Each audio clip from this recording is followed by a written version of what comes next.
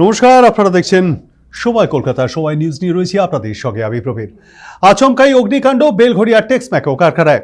ঘটনাটি ঘটেছে শুক্রবার রাতে। সূত্রে খবর, সেন্ট মিলের ওয়েল ট্যাঙ্কার থেকেই প্রথমে আগুনের সূত্রপাত। সেখান থেকে আগুন দ্রুত ছড়িয়ে পড়ে আশপাশে। পাশাপাশি আগুনের ওপরের অংশে থাকা ফাইবারের সেটও পুড়ে যায়। ঘটনার পরপরই কারখানার শ্রমিকরা আগুন নেভানোর কাজে এগিয়ে আসেন। এরপর খবর পেয়ে দ্রুত ঘটনাস্থলে পৌঁছয় দমকলের 2টি engine.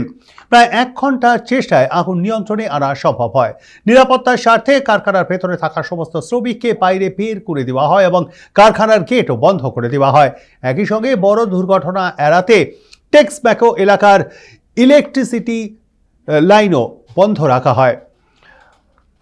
Texmaco office, quarter staff এবং ওয়ার্কার্স ও অফিসার্স কোয়ার্টার্সের বিদ্যুৎ সংযোগও সাময়িকভাবে বিচ্ছিন্ন করা হয়। দমকল ও কারখানা কর্তৃপক্ষের তৎপরতায় বড়সড় বিপর্যয় এড়ানো সম্ভব হয়েছে।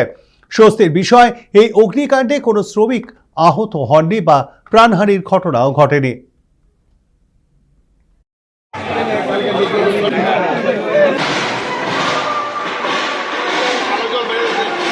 ওই তেলের ট্যাঙ্কির মধ্যে আগুন লেগেছে।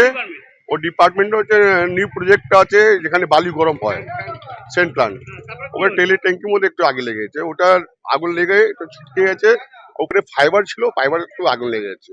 ক্ষয়ক্ষতি বলে কারোর মানুষের কোনো ক্ষয়ক্ষতি হয়নি, কিন্তু কিছু নতুন প্রজেক্টের মধ্যে কিছু ফায়ার প্লাস্টিক লাগানো ছিল, সেটাই পুড়ে গেছে।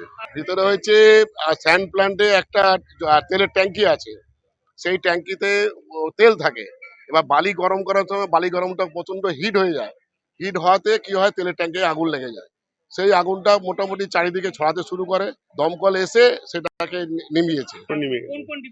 এটা টোটাল লেগেছে হলো আপনার নিউ প্ল্যান্টে, আপনার ওই এক্সপোর্টের কাছে এবং পাশাপাশি কোর্স শপে কিছু অংশ আগুন লেগেছে এবং সেফ সাইড ছিল ওয়ার্কাররা, এবং তারা চেষ্টা করেছে যাতে কি করে নির্মাণ হয়ে যায়।